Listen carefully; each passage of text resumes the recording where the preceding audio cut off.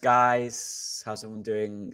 Apologies for last week. That was my bad. Been just busy and unorganized and everything above. But we're back this week and we've got a lot of good topics. I'm looking forward to this one. To be fair, even next week we've got a lot of stuff on coaching next week. So the next few weeks are gonna be very, very good. But obviously it's international break, which is, I guess, I don't like it, but Andrea don't mind it. I do. But we'll do some discussion on certain fun topics in a bit. But we'll start off with, I guess, Leeds. Andrea, what do you think of the game, and where are we at the moment?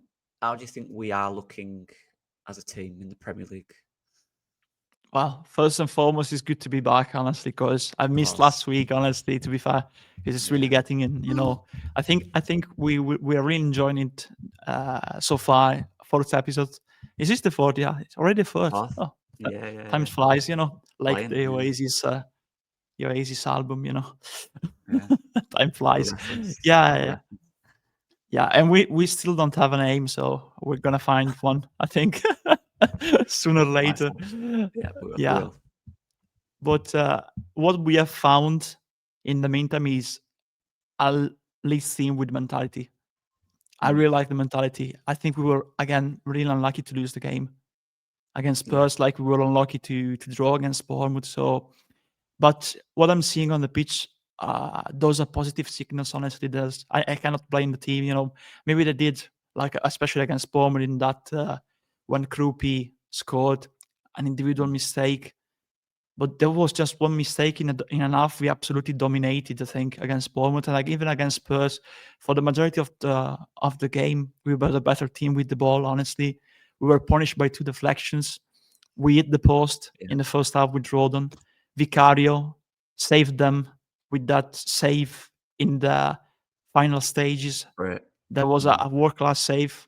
If he doesn't make that, if he doesn't make that, it would have been absolutely 2-2. And that was an acceptable, good result. I agree with Farke when he said we were the better team, because we were the better team, honestly. But I am positive still, because what I'm seeing, it's that finally we have found our setup, especially defense. The midfield is getting more involved, even in the build-up long stuff. It's really growing into a crucial player for us in both phases, to be fair. Yeah. What we're missing is clinicality, is efficiency up front, because we still get in the right places at times. I've rewatched the highlights after the game. I remember when Calvert-Lewin, Aronson, they had the opportunities, especially in the first half, to score, but they maybe stalled too much, and that's why we are still missing that edge, to convert those XGs, but I don't like the terminology of XGs. Those good build-up to get us the ball, to get the ball in the good space and situations, in the right place. We are still missing, that final break on the wall to convert those chances, those good build-up into goals and into actual points. Because so far, I don't think our position on in the table reflects our real value. And that's the problem that needs to be sorted out, to be fair, because even from the bench, and I think maybe we'll talk about this later, sometimes when things are not working, you're not scoring, you need solutions of the best, because you need game changers, people that can change, those kind of players that with their different skills and traits can change the game in a certain way. Because maybe the manager sees the game and says, I think we're missing something right there. I would like a different player, because they will need to adapt, Spurs, when I put in a player with different characteristics. But right now we don't have that. And that's the problem. The creative midfielder, an out-and-out right winger that can really give us the sharpness, the edge on the right. So it's down to that too. But it needs to be sorted in one way or another, because otherwise we'll be here talking in like 3 or 4 weeks, and we'll be sound by then like Jesse Mars saying when it was sacked, but the XGs, the expected points were on our side. And right now they are on our side, but we really need, now we're playing good football, unlike under Marsh, that was the main difference. We need to convert those those goodwill, that good situation, good ball circulation into actual points, and that's the biggest challenge right now for us. I don't know what you think. If you agree with me, or you have a different opinion, what do you think about the current situation?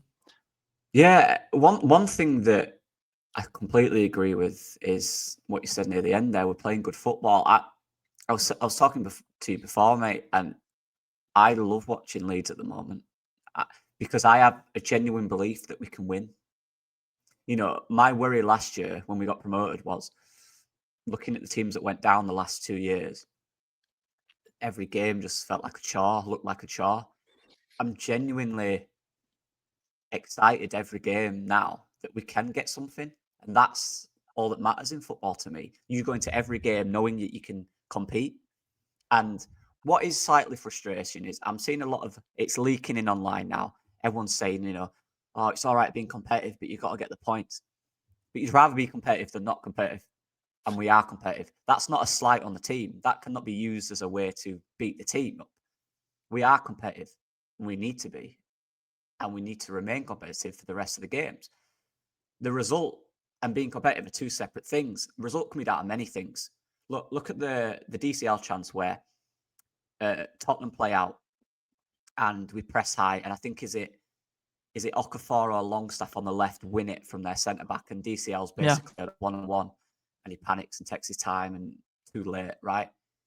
That's the system. That's the setup, and it worked. All the Struijk had to do was finish the goal, and that's what I keep seeing. We're so well structured. The finishing, in my opinion, and you might disagree, I don't think the manager can do anything about that. I think that's down to the players in their moments to take their chances. Because we are now, earlier on in the season, we weren't creating much. We are now. We're creating chances now. Or we're getting into areas where good players at this level should score. Because every other team has them players. So structurally, I love it. I genuinely do. We're aggressive in the middle. I love our midfield. That midfield, I think, is the reason why I love it so much. I absolutely love our midfield. Yeah, I agree. Even if it's Tanaka in there, even Gruev when he's played, he's done his bit. But obviously the main three, particularly, look, Stack's in and out, but he's been fine. He's just, again, finding his role, adapting to the league will take time. But for me, Longstaff and Ampadu have been our two best players this season. They've been outstanding, in my opinion. They're both so good. And I look around the pitch, our fullbacks are doing their job. You know, our centre-backs are doing pretty well. Darlow's been good since he's been in. Our attackers, and this is what I love about DCL, for the goal where Okafor scored, the way in which he brought that down and set Aronson up was elite. That touch under that pressure was elite. You know, he's so high in the air and he brings it down for Aronson, who has a shot. That is fantastic centre-forward play. The Perot shot, the fact he gets so high and he nods it down to Perot right into his path, is elite centre-forward play. The finishing is the bit that we need now from him. And that's the only bit I think. Obviously, we can analyse the game. There's obviously bits missing. But looking at what we've got and who we have, what is missing from that team, and it is just the final bit for me. There's nothing that glares out to me as something that's a big issue. Like you said, under Jesse Marsch, there was clear gaps. There was a goal that went round the other day when Spurs scored when we had Jesse Marsch. And their player, I think it was it Lucas, who just runs through everyone. And I'm just thinking that would never happen in this team. It'd get snapped or it just wouldn't happen because structurally we wouldn't allow it. And I love that. One thing I asked for when we got promoted was I want a team that represents us, represents the club, and they 100% do. I agree.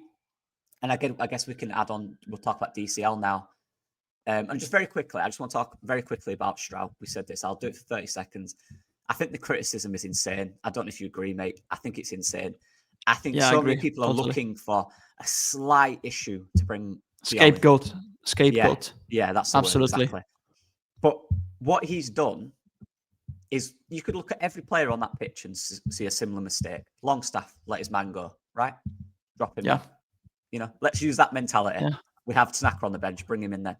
You know, what for me, in my opinion, what Struijk's done is at the end of the day, the second goal, Kudos, is a quality guy. He's a quality player. I don't know him as a guy. He's a quality player. That'll happen. It's so we can't overanalyze every ounce of every player. That's just brain rot. You know, he's cut inside. He's a little quicker than him. He's got 1 or 2 yards. It's good wing play. He scored a great goal. The first one, well, I know you mentioned this on Joe's show, mate. Struijk does well. He gets him on the outside. Look at the angle. That's a tight angle. Shouldn't go in. Right? He's done well. If he lets him on the inside there, he's got the whole goal. Then you could probably say, right, he's made a mistake. But he shows him on the outside. He's done his job. Yeah. It hits his leg. It's unlucky. Luck is a huge thing in football. People don't like it's massive. That could hit his leg and go the other way, and we could start a counter attack. You know? So yeah, absolutely. I don't know if you want to add to that. Yeah. Do you want to add to that? Yeah, very quickly one because you know, I think like you said, it's been the criticism was really unfair. People are looking for a scapegoat, and of course, there's other people that want to see Beal because they're curious about Beal, you know, and you know they found because we lost. They found, you know, Struijk as the scapegoat because of both goals, you know, but it was really unlucky because of the deflections. But I didn't see anyone because we won back then point out at Rodon and Longstaff after the mistake and the goal from Krejci at Molineux, you know, because even there it's a mistake by Longstaff and Rodon, you know, because Rodon is following his man and Longstaff is not tracking back Krejci, and Krejci has a freeway, you know, a free highway to go through Darlow, you know. But yeah, honestly, I think Struijk so far has been absolutely solid for us. And is crucial. People forget, you know, because it's really easy to see just the picture, you know, maybe even a frame when the ball is deflected by Struijk and point out, oh, he deflected it, so he's at fault, you know. No, it's that is not how analysis work. I'm sorry to inform some people, but that is not how analysis work. Because you have to look at how we get into that situation, how we get into Struijk facing as the last man, Matistel. Yeah. You have to look at in quite a wide area as well for a centre back, in my opinion. Yeah, exactly. Because we were not well balanced back then. The midfield lost the ball. They got the ball to Tell. It was 1v1. Longstaff tried to help him and track him back. 2 men versus 1. Struijk does well because Tell is going towards the goal. He sends him on the outside, on the right position, and he's trying to block his shot on the outside more, you know, easier compared to the initial position trying to get through on goal, you know, in central area, in a central area. It was easier because he only has one way where he can shoot, you know, in that sense, Tell. And after that, he was if he kept going for central, you know, he could have tried to dribble him, going on the left, going on the right, you know. He just has that space on the right instead, you know, with Tell. He gets deflected. It's unfortunate, you know. It's really unfortunate. And even the second one he tries to go towards Kudus, you know. But that's the thing, you know. He's trying to actually tackle him, but he's too distant. And in the meantime, Kudus shoots, you know. It's not down to Struijk deflecting the ball there. It's down to the Marsh-esque space that Kudus had to run through us, you know. Absolutely. There was absolutely, there was like Yorkshire Moors, you know, in the middle there. Large space of territory for him to run into, and he absolutely run through our midfield. And Struijk is the last line on defense. It's not down to him; it's down to the people that allowed him to get into that position. You know. Yeah, 100%. And we'll part that there because it's been spoken about to death. I just wanted to give an alternative opinion on it because I think we're doing too much, you know. But right, yeah. So we're going to talk about DCL, weren't we, Andrea? I've already spoken a little bit about him. I'll add on to your point at the end. But for you, I'm going to ask kind of all in one. Is he performing at what you'd expect him to do? Is he underperforming? Does he work for the system? And are you impressed with what he's doing? And what part of that are you impressed with? Or what part do you think he needs to do better? I think he needs to improve overall, to be fair. But he's moving well. But in terms of final touches, okay, sometimes he does, like with the catch and the pass to Aronson, you know. But consistently throughout the game, you know, I think we can expect much better from him, to be fair. Good. I still think he's not 100% at his best, best shape, because he basically had preseason on his own, so he still needs time. And when you are in a new team, he's leading the line. We know what Farke wants from the 9 now. He wants him to, battle from the aerial balls, try to hold up, free the space for other players, like, for example, Okafor in this case. I think he is moving well, but the sharpness to finish, to convert on the chances to goal is still missing. I know that there was a pattern at Everton when he was consistent also in missing certain chances. But now it looks like he started like that, because I think he could have scored more goals, to be fair, considering the amount of chances that he had. Yeah. He's moving well. He just needs to be quicker, I think, and sharper in a certain sense, because he's attacking him behind well, I think, especially with when he has the opportunity to do headers, like at Wolverhampton. He's challenging the centre backs well in depth when he runs in behind. He needs to do better, I think, overall when he's involved in the build-up, because Mecha is more physical, of course. He's more of a target forward, DCL is more versatile compared to Mecha, but we expect DCL to play in a similar way to Mecha, because right now we only seen, of course, Mecha as the backup to Calvert-Lewin. And I think another thing that should change is Mecha in certain games, because DCL, I think there's also a pattern of him disappearing and fading through the second half in recent games. His performance drops a bit, but I think it's not down to him; it's down to fitness. It looks tired, so I would like to see, like, similar to Okafor. Okafor is not 100% at his best right now in terms of shape. He's still performing well in certain situations in the game. Still needs to improve overall. But it's down also to having the 90 minutes in your legs. I don't think both of them still have the 90 minutes in the legs, and I would like to see match, honestly, in the last run of games earlier on the pitch, honestly, as a sub, because I think when DCL fades through the game in terms of involvement, also you need a player capable of holding the ball up, and that means also keeping the balance, the shape, the shape of the team more balanced, because sometimes when DCL fades through the game in the second half, we really drop a lot in terms of positioning, overall positioning. So yeah, I think in terms of just attacking near the box, he's doing well, good movement, still missing that, that click to turn that movement into quickness and finishing.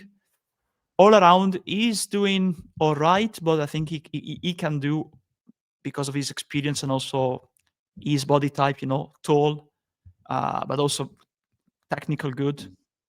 He can do much better, but that will be down to me in terms of also getting more minutes in his legs, to be fair, because he didn't have preseason basically with after his release from Everton, Yeah, that's definitely something to take into account with him. 100%. He's behind everyone in that sense, and that's weeks and weeks of preseason. That'll take weeks and weeks to catch up. This is where I guess these international breaks could be pretty good for him, because he can purely work on sharpness, right? So that's good, and fitness. Same for Okafor. You've got 2 weeks now where you can go away, whatever country you want, get your training with you, and work on sharpness, do ball work, ball stuff. So yeah, DCL, I feel like I'm probably a little more upbeat about him, to be fair. I think there's some stuff that he does where I go, that's why he played for England.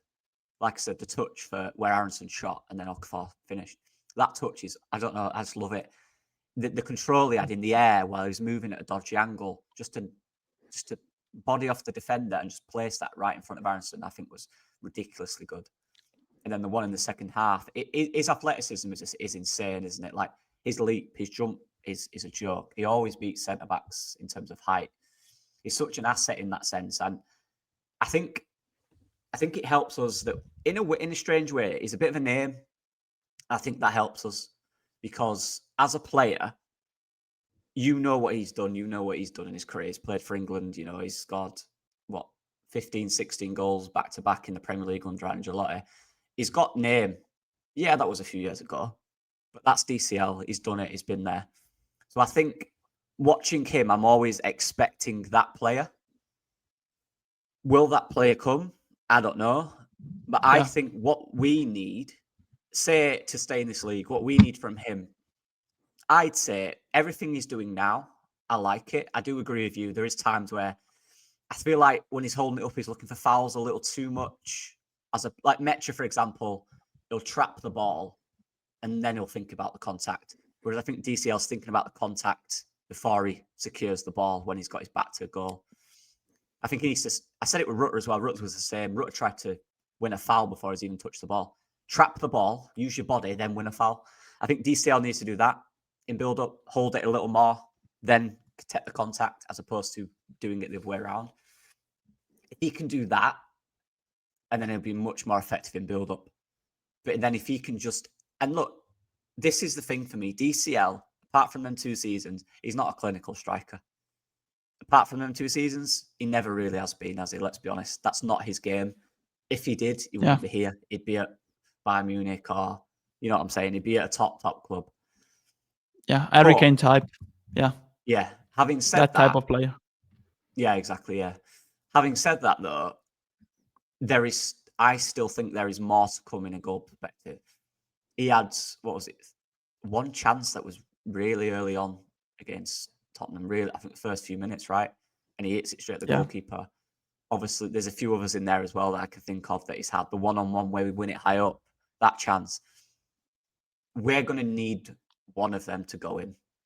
It's at a point now where, in terms of him, I feel we probably need 8 to 10 goals this season from him. I think that'd be a good return. Maybe a few assists in there when he's holding it up in the box to set someone. I feel like that's the kind of trajectory we need him to do.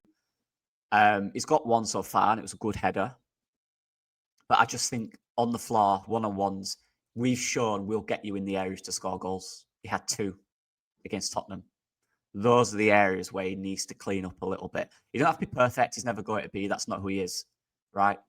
But we need them. We need him to do that because that's what we need from him, right? It's quite simple. So that's where I can know that with it. I'm genuinely impressed with a lot of what he's doing. I like it a lot. I do. It is just obviously the obvious side of it where he needs to be a little bit more clinical, but not to the point where he has to score every chance. He's not going to do that. It's not him. Yeah. That's expecting him to be a player. He's not, right? He's just not that guy. But you can expect him, and he'll expect himself as well. I'm sure he will, to have scored one of them chances that he had one-on-one. So that's probably where I'm at with him. But in terms of system, if he can just clean up his back to goal, clean that up, I think he's exactly what we need. Because I think he brings a presence. His running in behind is excellent. When he does it right, his build-up with the wingers is very good. His decision-making. One thing I absolutely love about DCL, he absolutely knows how to occupy centre-backs. He's so good at it. Elite at it, I'd say. Genuinely, I think he's so good at it. So if we could just marry them together, I think and keep him fit, obviously. I think he's the player that keeps you in the league. I genuinely do think that. Yeah, and there's only one thing, that I'm thinking about, and I would like to see him do better. I think in terms of body type, it's very similar to, for example, Tammy Abraham. Yeah. When he played at Roma, he had a very good season when they won the Conference League before he got his ACL, not DCL in this case, but ACL, injury the next season. But in that season, Abraham, very clinical in the box. This movement very similar to Calvert-Lewin for Roma. I'm sure you remember him, of course. People remember him from his time at Chelsea, Swansea, Aston Villa, many clubs in England. I think even Bristol City probably did for quite briefly, I think. But yeah, he was very good in occupying the centre-backs in aerial duels. Also like a tower, like adding passes, winning the aerial duels, interacting with the wingers. And that was I think, one of the secrets under Mourinho. Because, Mourinho now very defensive-minded. Long ball to Abraham, then they had like Zaniolo, El Shaarawy next to him, What was good for them was the interaction with the centre-forward like Abraham and the service that he was doing, to his teammates too, apart from the goals he was scoring, I can check now how many goals he scored that season, but I think that's what I want to see also to him to do best. Because I agree with you. There's he's not a clinical striker, of course. He had a double-digit season in his career, but he was not that consistent striker, and that's why I would have liked them to be like them. I mean, of course, the recruitment team to sign another player, in that case. But in that season, when he won the Conference League, he scored basically 17 goals in the league, 1 goal, Abram, in the Italian Cup, and 9 goals in the Conference League, but even did 5 assists, Why? Then he got injured and his career went, of course, backwards. But I think I'm looking at a player with that body type, not necessarily Abram. That's a good example, though, especially when you're trying to play with the long ball at times, like we did in the first 2 games, with Arsenal and Everton. I think DCL can really play a part in that. But the problem is, like you said before, Farke cannot change players, It's down to them to turn those chances into goals, And what's worrying right now is, I think we were proven right so far. I don't care about, plaudits or anything, but I think we were right when we said Okafor is better when he works in central areas, because so far the goals he scored came from central spaces, basically. I think he's been better when he's working, even in his position. He's been nearer Calvert-Lewin compared to his first appearances. But I mean, he's been the only one basically, because Aronson, of course, is more defensive minded. He works more towards long stuff basically, and I would like also to see Gudmundsson, Bogle. They try to run the full wing at times, but apart from Calvert-Lewin up front, and Okafor, you don't have another one like we had last season when we had Solomon, James, people that could crowd the area. So where do I turn on if I want to have even more chances, And that's down to the midfield, I like the fact that Longstaff, at times he was on the edge of the box, ready for a pass, in order to, like, if we are blocked in the middle, pass out of the box, and there's the midfielder there, and Longstaff actually tried to shoot a couple of times. That's another solution, because we don't have wingers that can crowd the area apart from Okafor. And that's a thing that we really need to work on. But it's not down to the manager, unfortunately. It's down to structure. There's really a lack for me of system formation, because even when we went full like FC26, full attacking mode, of ultra offensive towards the end, we had no width basically, because we didn't have any wingers anymore basically, because even Harrison was playing in central areas. If you look at the rhythm maps in the second half, the substitutes, like, we were so tight, look like marsh ball. Everyone was in the box, but there was basically no service apart from that ball that Piro shoot, and that's the thing that is worrying me, honestly, to be fair, that we have only this season to play for because of the players that we have. Maybe we can talk about this now too, but I think there's a lack right now of alternatives and players that can help us to change the system off the bench, coming off the bench. That's a worry for me. So as I think people have noticed, this was the formation against Tottenham. Usual one, 4-3-3, of course. But yeah, I think right now maybe I can move the pieces to see how I think we are lining up in the build up. After that, I have also had the slides when we can see that. But against Tottenham, I think it was like more Longstaff getting forward, Ampadu working in this area, Rodon, Struijk, Gudmundsson, Okafor, Calvert-Lewin, like working in this, and that's what I mean, getting toward the ball, and that's the space for Okafor to, like he did against Wolves, Aronson, it was working like this because of Udogie. Bogle, he went forward a couple of times, but I think Gudmundsson was way more offensive than him. The problem for us, I think, was, that at times Struijk really didn't help us in the build-up compared to other games. I think he got, like when there's, the movable dunes, like in dunes, when you get, sucked by the game, basically, Yeah, in yeah. that sense. So yeah, I think that was the one. But yeah, I can also show this one too. Both setups, you see, I always been an advocate of not playing with 2 number 6 basically, but they were playing with 2 6, and Simons, was trying to drag near this area. They were really, I think, unbalanced in at times, and that's why we enjoyed the ball so much.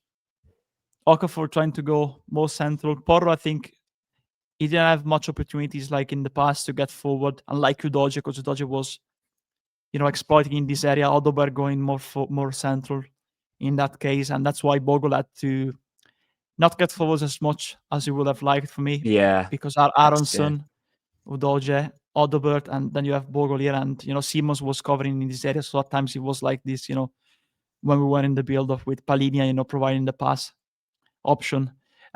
Problem was also that Bentancur used to get forward and Stack, I think Stack didn't much at times, pretty well with Bentancur in this game. The problem for us on the offense, on the other hand, was like that at times, we just had long stuff for me.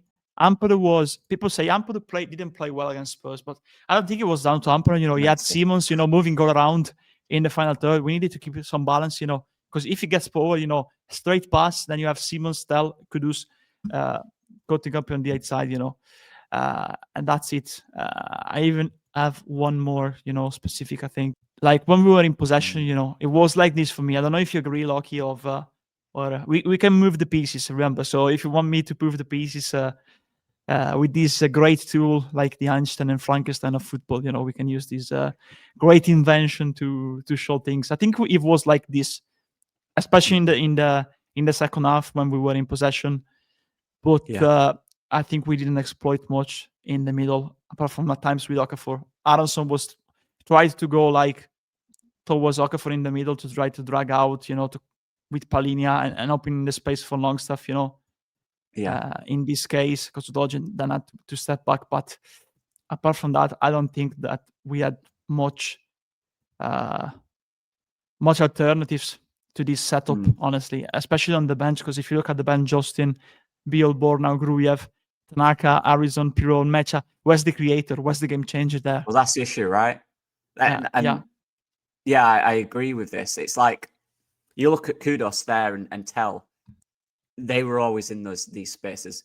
What I did notice, Xavi Simons, he basically cheated. He stayed high, which doesn't usually happen. A player in that position usually drops deeper, but he didn't. He was very high, which is why we were able to counter them quite well.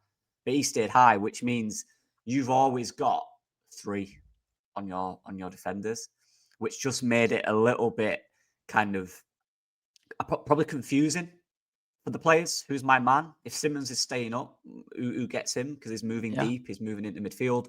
Who gets in there? That's probably where the confusion came from. That's probably where the spaces with Kudos came and Tel, who was always between the midfielder and the centre back.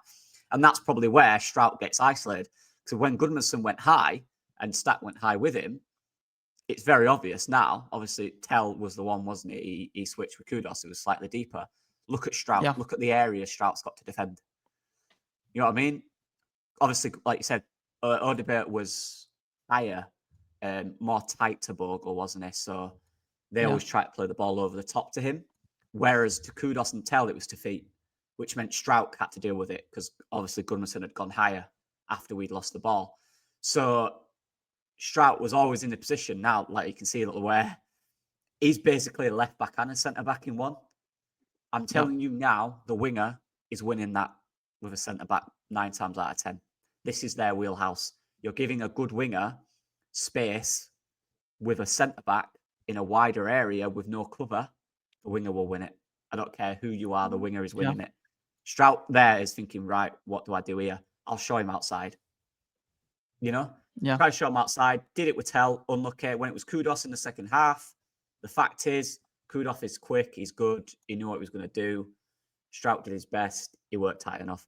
But yeah, I agree. And this is what's, I guess, for us as a Premier League team, to learn the nuance of who we're playing against and how good they are. This is all normal. This is not a worry. This is something that will happen. You know, this is for us to learn. This is probably the first time, apart from Arsenal, we've probably played Bournemouth are probably a better side than Spurs in terms of the structure. Yeah. But individual players, we're talking about Javi Simons here. I don't care how well he started the Premier League. He is very, very good. Kudos as well. Very, very good player. Bentancur, ridiculous player. Paulinho, ridiculous. These are Champions League players, right? And we've seen how different they are. In moments, they can be better. Kudos can take a centre-back on. He's not bothered. He can do that. Simmons can turn up for 10 minutes and create a lot of danger in them spaces. So this is what we came up against. And I agree. You look at the bench, and this is what annoys me about the current criticism of the manager. Look, in the future, maybe people will be right about it. I think it's insane. What is he meant to do? The biggest issue everyone had last year is we didn't have a plan B. That was the biggest issue. Yeah. What we're seeing this season in games, we choose when to play out, but we're not afraid to go long. We never went long last year, ever. We never went direct into the striker, unless it was a close pass into his feet. We never went direct, physical with a striker, ever. We are doing that a lot, and it's working. So the manager's showing he can adapt. He does have a different plan in the middle of the game. We've adapted in games. We've sat deeper. In games, we've dominated possession. What we're doing is good. Like you said, and people are criticising the substitutions. Who does he bring on to change a game? Yeah. We've got to look at it like this. Nonso and James are injured. They're not options. Yeah. Daniel Farke wants to change it. What's he do? What can he do? What can he do, really, with these players? Be honest with yourself. Even if you don't like the manager, what can he do? People wanted him to adapt. He did. We were losing the game. He adapted. He tried to change it. He did that. People complain. If he'd have kept the same and didn't change anything and the result was the same, people complain. The outcome is we didn't win the game. That's a frustration. But we tried to do something to win the game. Didn't work. What is the alternative? Nonto wasn't on the bench. Dan James wasn't on the bench. We can't overplay Okafor. The guy was not tracking back after about the 65th minute. Watch it when he loses it. He's walking. His legs are gone. I'm not saying it's a mental thing. I'm saying his legs are gone. He's knackered. You've got to change that. You have to. Again, looking at injuries. That's my phone dropping that loud noise. Sorry. Look at injuries. He's injured, right? Well, I'm sorry. He's been injured for 2 years almost, in and out. If you get Okafor injured now, we have 0 wing options on the bench. 0. None. We have to take that into account. We cannot overplay this guy. If the data said he's only good enough for 70 minutes, or it's 80 minutes, you're playing him for 80 minutes. You're not going to risk that. We cannot afford. So, yeah, what we did, and I don't disagree with it, as Andrea is doing now, we went more direct. We went central in terms of trying to dominate centrally. We tried to get balls into the box. I don't mind that. What alternative is there? We couldn't go 1v1 wide because we had no options to do that. We already had 3 midfield. We couldn't overload it. That didn't work. They were sitting deeper. In fact, they were very deep for the last 10 minutes. I think we can both agree on that. Very deep. So Farke went, right, what I'll do, I'll bring Harrison on wide to get crosses in the box. Bogle to get crosses in the box. We always had 3 in the box at all times. Mecha, Calvert-Lewin, Pirro. Even the midfielder join. At all times. My issue, and Bogle's been outstanding this season, there was 3 attempts in the last 10 minutes where his crosses were not good. They were not good. If they're in the box, if they're to one of their heads, that's a goal. It could be a goal. Look at the chance Pirro had in the last 10 minutes. It's a high ball into Calvert-Lewin at the edge of the box, who plays it into Pirro. It worked perfect, but what's he working with? That's what I asked. He changed the game. People wanted to do that. he adapted, like Andrea's showing here. This is how it looked. We tried to dominate in forward areas because we saw that as a weakness. We saw that as an alternative to what we tried in the game. For me, mate, I don't know if you agree, at this point in the season, he can't win. He can't win. Whatever he tries, if we don't score 3 goals when he's doing it, it's a failure.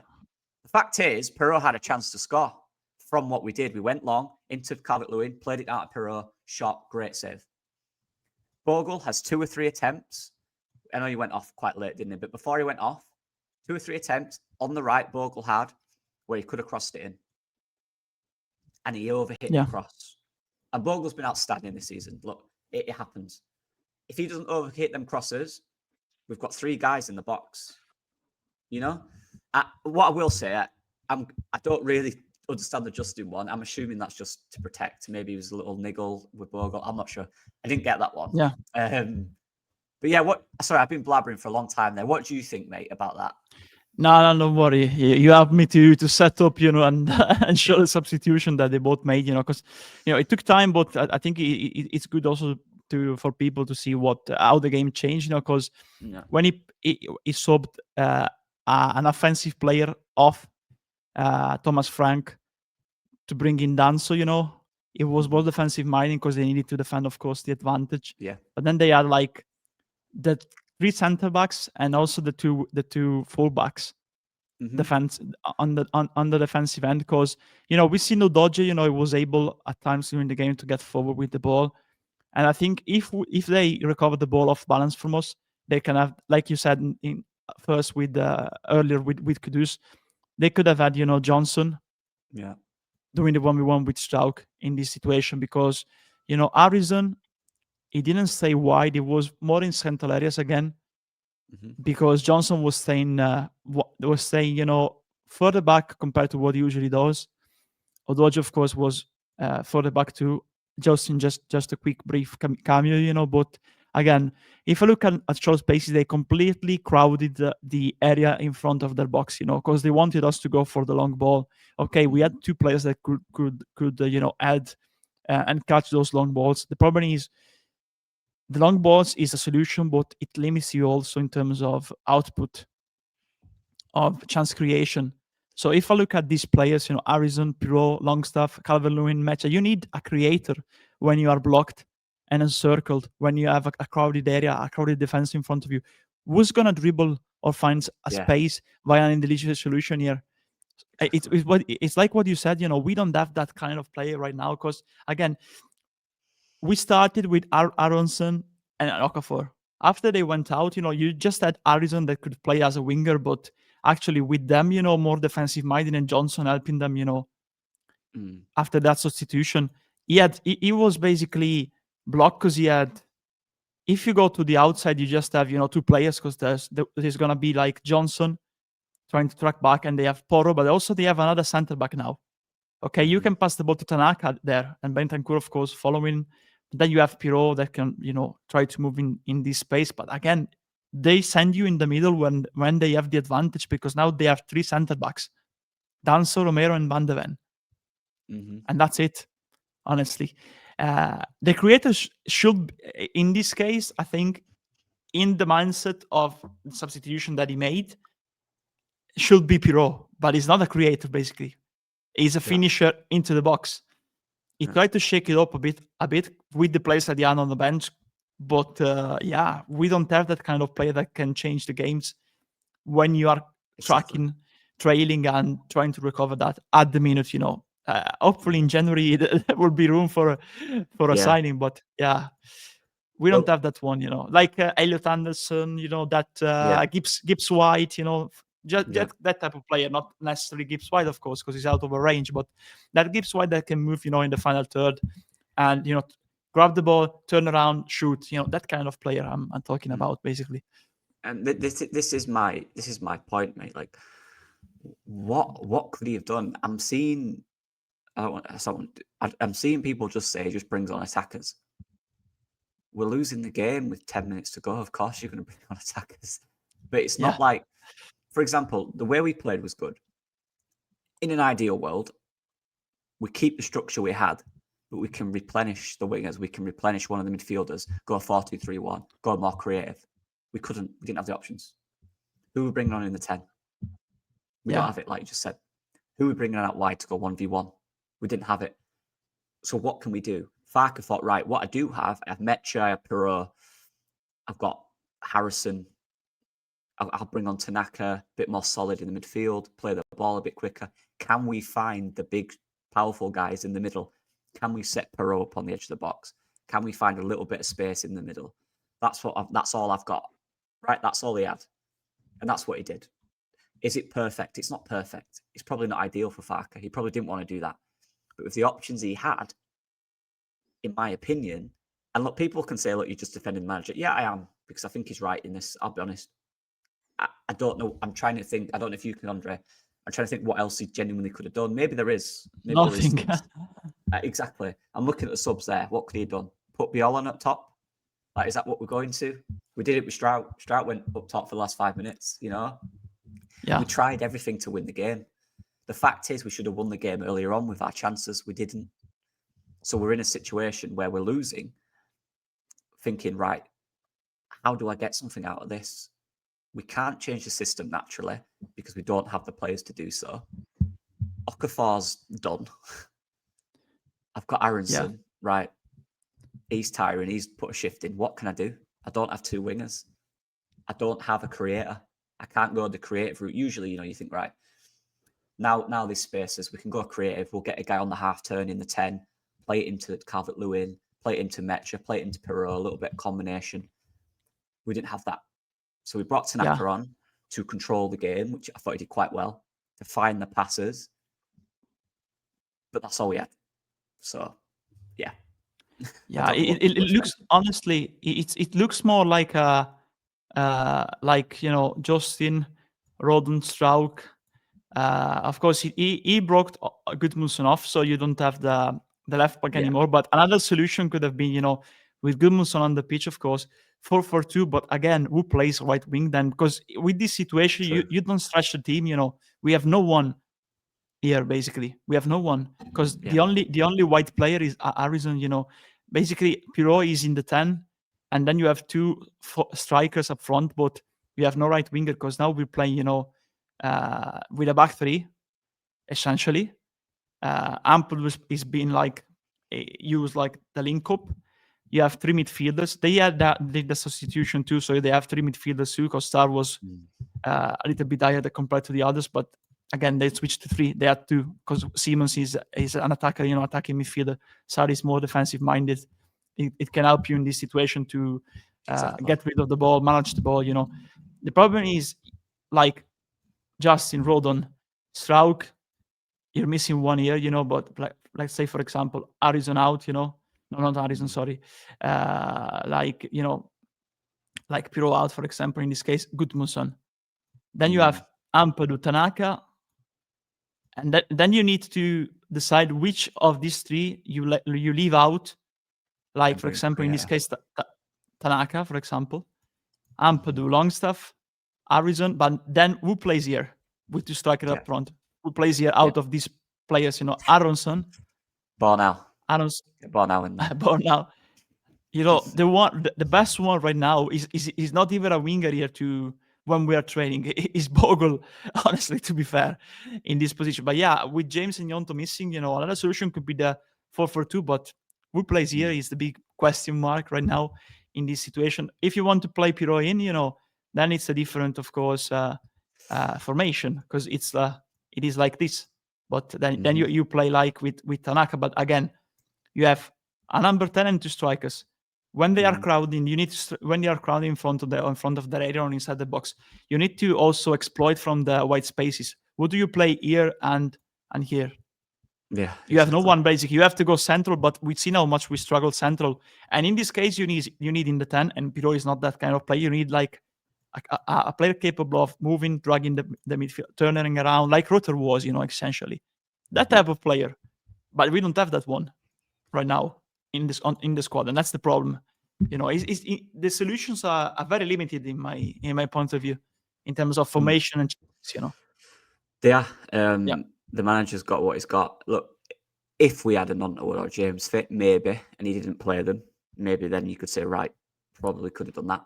But that still doesn't change the fact we don't have a career. These are the games where you need that player, Yeah, But yeah, absolutely. It is what it is. So we're going to end, because it's a national break. We was going to do a section on leadership, but we're going to talk about that next week. Next week's show is going to be very coach oriented, so I'm looking forward to that. But now it's international break, so we're going to talk about it. And before we're going to do a little bit of fun with it. But I just want to quickly talk about England's selection. And Andrea, if you've got any problems with your Italian selection, please feel free to speak about that as well. But the issue is, people are complaining and crying that John Henderson and Ruben Loftus-Cheek have been called up. Now, this is what's annoying.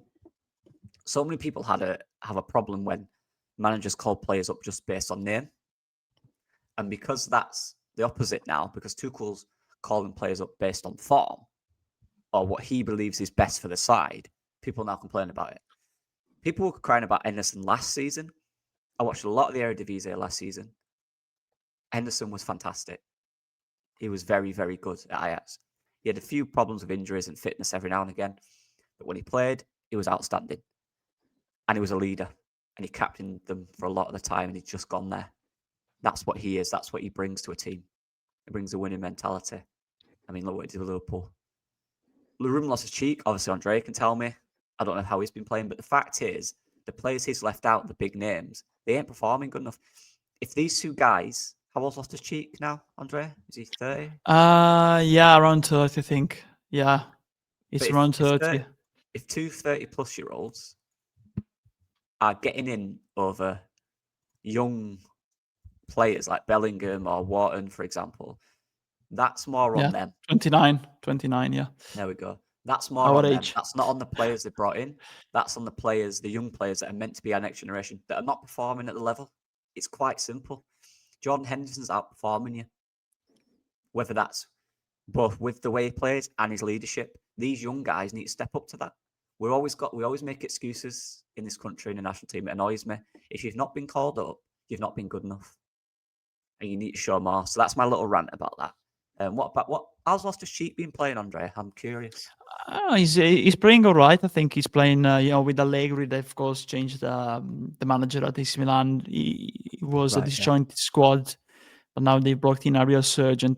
A manager with experience. He's already been there, won the league in the past at AC Milan, and he has turned them into potential contenders for the title, because Pulisic is performing levels. Jimenez, is struggling but contributing in the build-up a lot. They had lost, remember, of course, Theo Hernandez substituted with Estupiñán from Brighton. Luka Modric, Rabiot, their midfield is probably the best in Italy, with Modric, Rabiot, Fofana.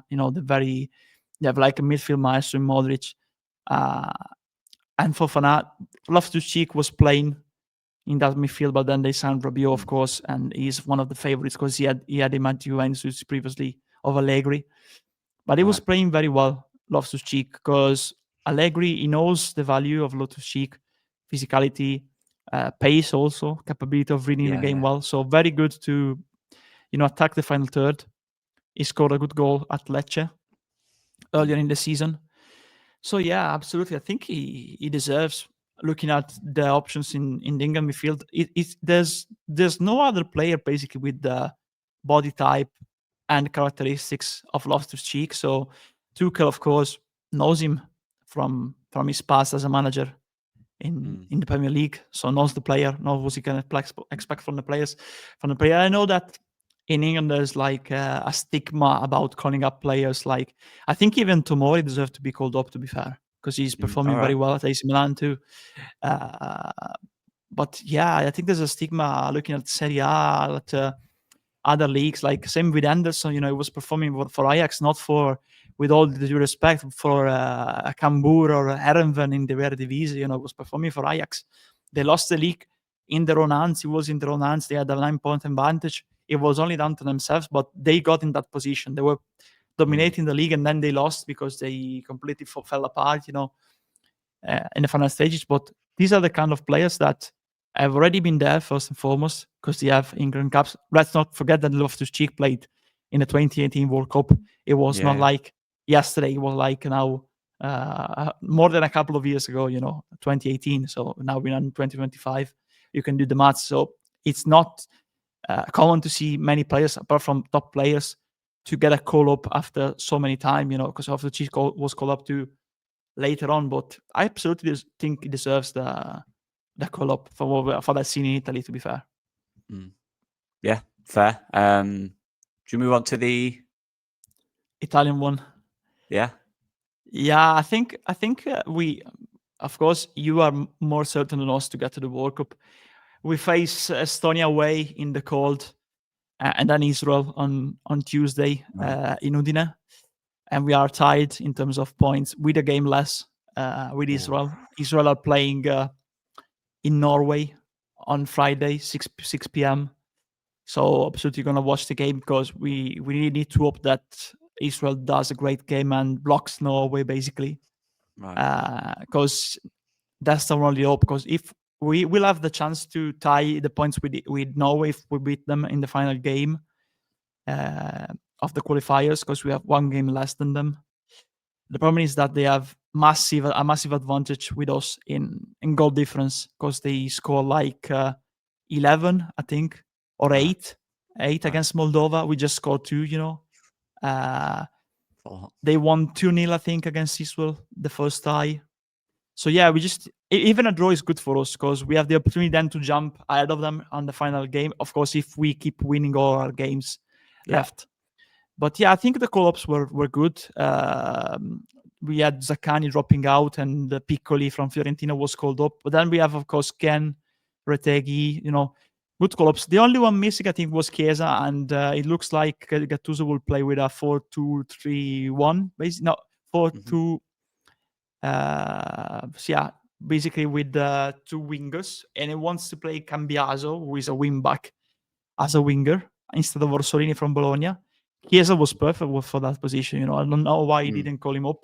He said that Chiesa asked in the past to have time off because he's not fully back in terms of fitness to have, to contribute to the team. But you need everyone, and Chiesa is a game changer at times. We've seen that with Liverpool. Even off the bench, for the final 20 minutes, just call him up.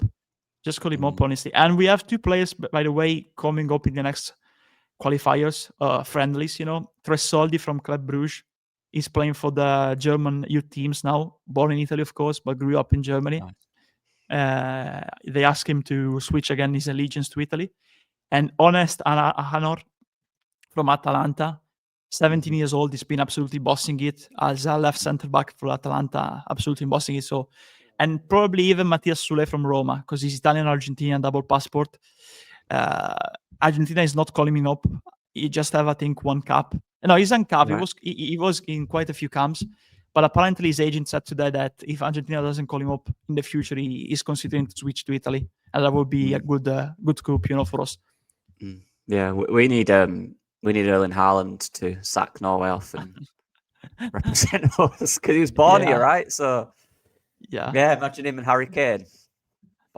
But with Argentinians is different, because they're like our cousins. So every one of them has an Italian relative, basically.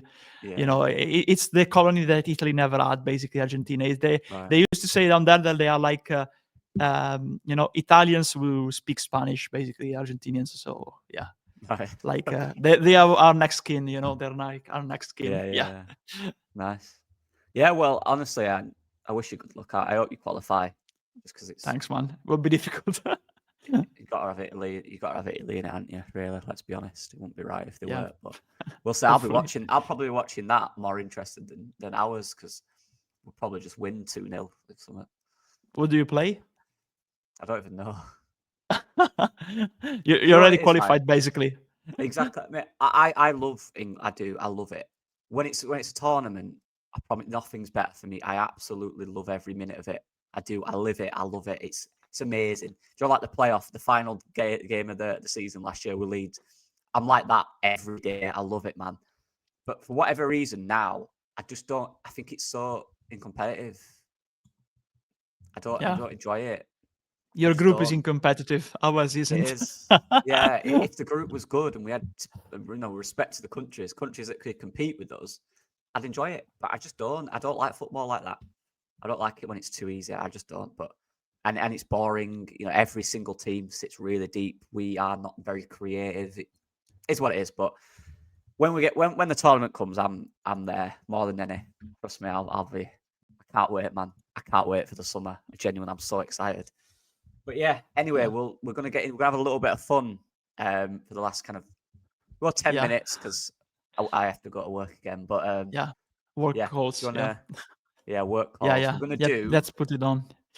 Yep, right. Put it on, and then we'll explain what we're doing. Let's bring it on. This one will be controversial. In a certain sense. So the best 11 of England picked by Lockie versus the best ever Italy 11 picked by me, and we're gonna see which one is better out of them two. And you can, of course, choose. I know you will be probably partisan because you're all English, but you can choose which one is the better one. Of course, I think it's yours. I think it's yours. We've not even started yet, so you know what I mean. Yeah. Am I gonna start? You start. Yeah. I'll start. Okay, I've gone for 4-2-1-3 basically because we have a lot of attackers and I couldn't leave them out. So goalkeeper, Buffon or Zoff, but I'm gonna pick Buffon because, of course, I grew up watching him, won the World Cup. Absolutely, best goalkeeper in the history of football. Absolutely. So gotta be Buffon. Right back, I think it's gonna be Maldini. There's no other choice, to be fair. Center back, I would have gone honestly for Maldini. Absolutely. Can I just say as well, Andrea, Maldini is one of my dad's favorite players. So there you go. So at ease to remember that billboard, with Italy's goalkeeper, safest job in football in the 90s, of Nike. How many goals was it? Was it 90? Was it 11 goals they conceded in the season?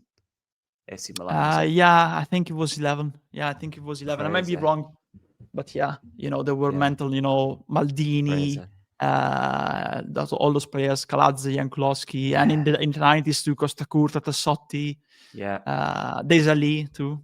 Yeah, all those players.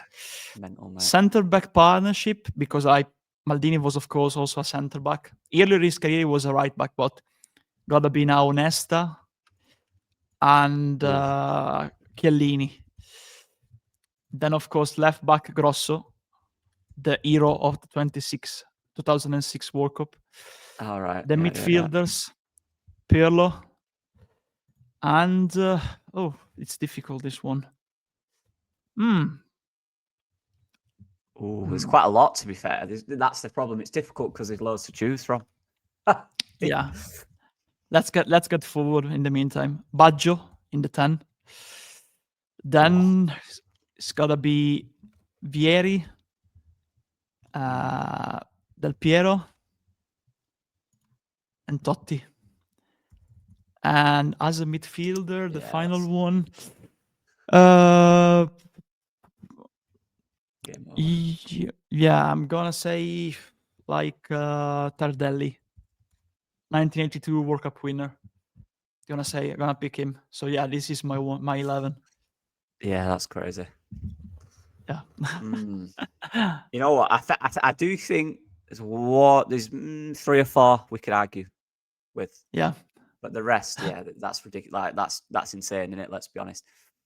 Right. I know.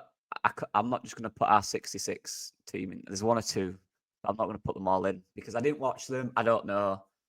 But for goalkeeper, I'm putting in Gordon Banks. Yeah, great keeper. Everyone knows that save. My dad used to tell me about how good he was. Just ridiculously brave. Excellent goalkeeper, World Cup winner. Ridiculous reflexes for his time. Insane. And did it all with no gloves. So, full respect, Gordon Banks. Yeah, what a guy. Centre back is difficult. I am going to go more my era with this because I can't. It's hard, with football's changed so much, right? I am going to go John Terry. John Terry was, people don't like it. He was unbelievable defender. Unbelievable. I've never seen in an England shirt, or even probably in a Chelsea shirt, I've never seen someone so brave with so much leadership on a pitch. Really, really good. Even I know there's the penalty stuff, but a lot of people disappointed for England in our golden generation. He didn't for me. He was always good, John Terry. Always stood up to the task. So I'm going to go him. The other ones... This is hard. So Campbell. Do you know what? it was one of them. I want to go Rio Ferdinand, I know, as Leeds fans, I know. But we're talking generally at England international. Rio Ferdinand was unbelievable defender. Literally won everything in his career. Forget about him, what he's done after. That's not the point. In his career, as a footballer, he could do everything. He'd fit in this era. He'd fit in that era. He'd fit in the era before that. That's what I liked about, I think about Ferdinand. He could fit in any era for me. I think his ball playing was a joke as well. He could drive with it. Ridiculous athlete. Yeah, quality centre-back. Left-back, this is where I think I've got you. It's got to be Ashley Cole. I honestly think Ashley Cole is one of the greatest left-backs of all time. Call me controversial. I just think, again, like Ferdinand, can play in any era. If he played in the Premier League today, obviously, if he was younger, mid-20s, he'd be the best left-back in the league. I genuinely believe that. I think he was the best left-back at his time, or definitely up there for years and years. If he played now, I think it'd be exactly the same. I don't think there's been anyone for England even close to Ashley Cole since he retired. Not even close, in my opinion. He's phenomenal. I genuinely think out of all these players, he is the one that was easiest to do for me. I always thought Ashley Cole was a ridiculously good footballer. Right back on the front. I've got the names here, and obviously there's some older guys that should probably be in there, but I can't give them. I just can't. I'm gonna have to go Kyle Walker. People probably scream. I'm sorry if you're older. I know there's Lee Dix. I'm looking here. There's a lot, right? There's a lot. I know. I get that. But I just think for England again, going back to the World Cup before last. I think he was just ridiculous. 2018. Yeah. So good, ridiculously good.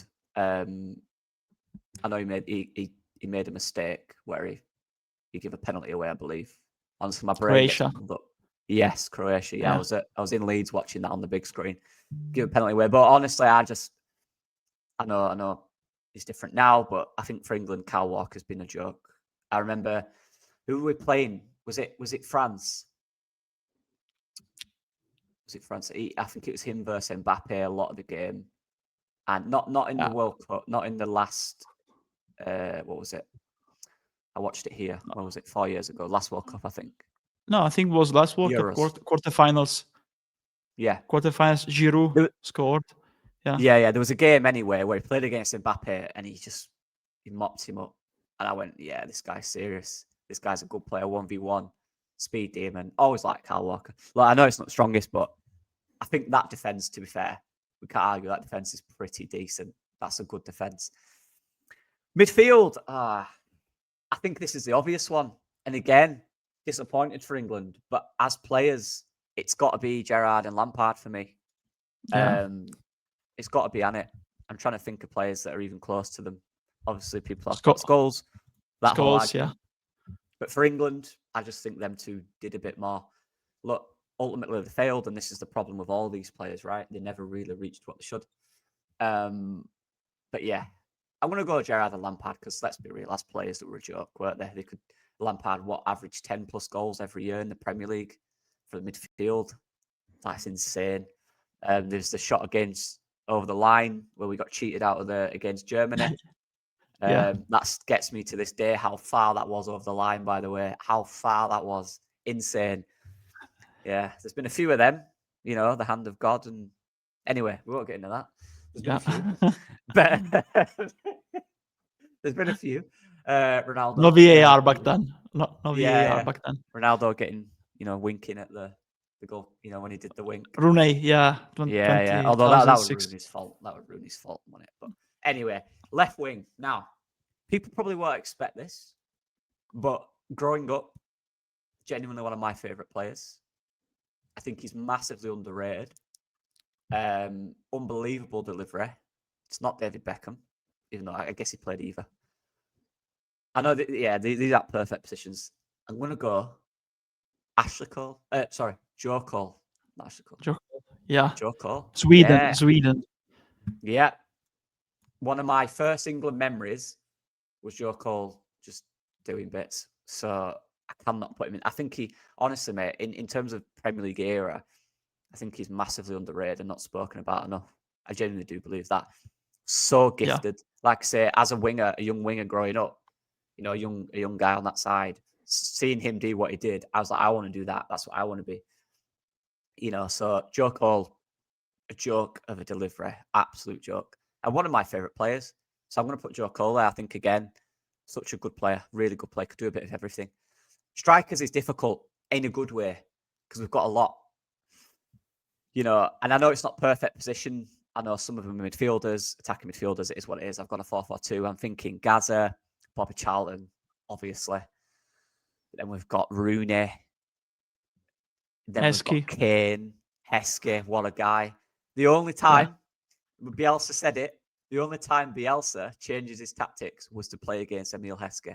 Bielsa said that. Mental. Yeah. Crazy. But I actually respect Heskey, cultural icon as well in this country because of certain YouTubers. Because of KSI, yeah.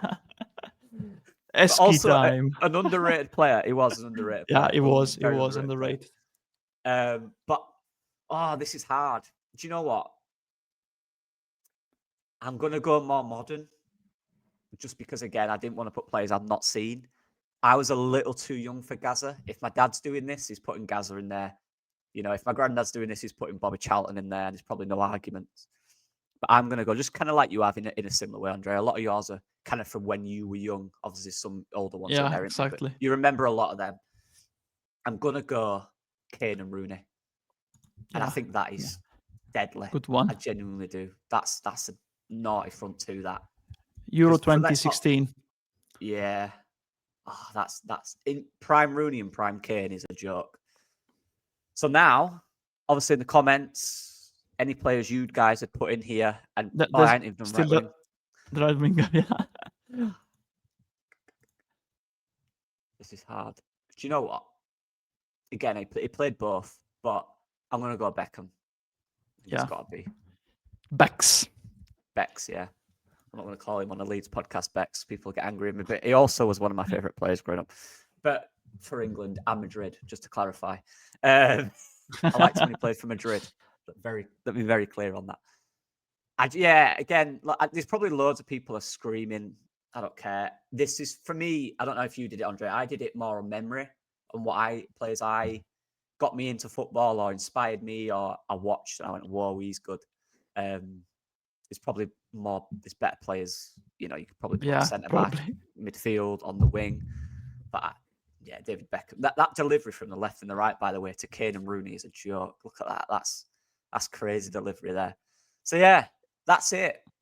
That's what I've gone from mainly what I remember growing up, and obviously Banks in there, a few of the older ones as well. But in the comments, let us know which one's better. I think it's fair to say which one's better. But go on then, right? We'll go position real quick, Andrea. What are you saying? Yeah. Left back. No, goalkeeper. Left back. We'll goalkeeper. I think Buffon is the best goalkeeper in the history of football. So I think we win it in that position. Honestly, World Cup winner like Banks, of course. But Gigi, absolutely carried us in that World Cup. Amazing saves against Germany, and with Juve, especially. A lot of titles apart from the Champions League, the only one missing in his career, basically. But he played many World Cups and Euros. I think Gigi's just the epitome definition of goalkeeper. If people think about the goalkeeper, is Buffon the best that ever was. I'm not going to rebuttal that, mate. To be fair, I never watched Banks, so I can't. I just know he won the World Cup with us, and my dad tells me his granddad said he was amazing. So, yeah, I've got right. Left back. I'm having left back. Yeah, I agree. I agree honestly because Grosso, he was monumental. Like, Absolutely, no doubt. we are always capable of taking a good left back out of the hat, like the rabbit, when we won a tournament. Like it was Spinazzola in 2021. And in 2006, it was Grosso. Grosso was playing at Palermo back then, and Spinazzola was at Rome back then, but was not one of the most talked about left backs in Europe. So same for Grosso. I think Ashley Cole was monumental for England in the golden generation too. I think 2002 too. So played many tournaments. And one with Chelsea, one with Arsenal, and it was also a lot of longevity, because even played for Derby County, Roma, and then towards the end of his career. I think he was there too still when you faced us in Kiev in Euro 2012 when we won on penalties. I think it was Glenn Johnson and Ashley Cole. I think it was. Yeah, he's part of the England setup now as well, I believe. I think. Yeah, I think so. But yeah, we'll thingy through him because I've got to go in a minute. Watch. Yeah. Centre back. Do you know what? I think I'll give him you. I will. But you can't deny that centre back pairing is pretty decent. I think you could. There's a world where you could put one of them in place for Chiellini or Nesta, and it'd be very similar. Is what I'd say. But yeah, I think. Go on. I think it can be talked about Chiellini and Ferdinand, to be fair, honestly, because Chiellini was pure aggression, Ferdinand was more technical. But Nesta probably the best centre back I've ever seen. So not taking him out for John Terry, it was good too, Terry, but Nesta another level, You're getting right back, obviously. Well, I like Kyle Walker. Everyone looks at him that he's a quality player. He's old now. He's still fine. I think he's still all right, but. Yeah, I like Kyle Walker. He's been very good for England, in my opinion. Midfield, we'll go, obviously, it's slightly different formations, but we'll go, right, I don't know. Yours is very good. We'll do Pirlo, Tardelli, and Lampard Gerrard, for example. Gonna let you lead on this one. I think Pirlo over Lampard and Gerrard over Tardelli, because I absolutely loved CVG growing up. Every time you were like playing as kids, one of the few games that were showing about Gerrard, iconic, especially against Olympiacos. Then they absolutely that comeback in Istanbul against AC Milan. There were a lot of AC Milan fans here in Italy, so absolutely Gerrard was monumental. So absolutely Stevie G, I think, over Tardelli, similar to Grosso. Tardelli better than him. Gerrard Pirlo, I think. Yeah, that's solid. This is a good. If we were to get this team, is insane. By the way, right? How are we going to do wingers? Should we just go kind of? Yeah, I think we should go like Baggio and Totti, like Baggio, Beckham, and Totti, Joe Cole.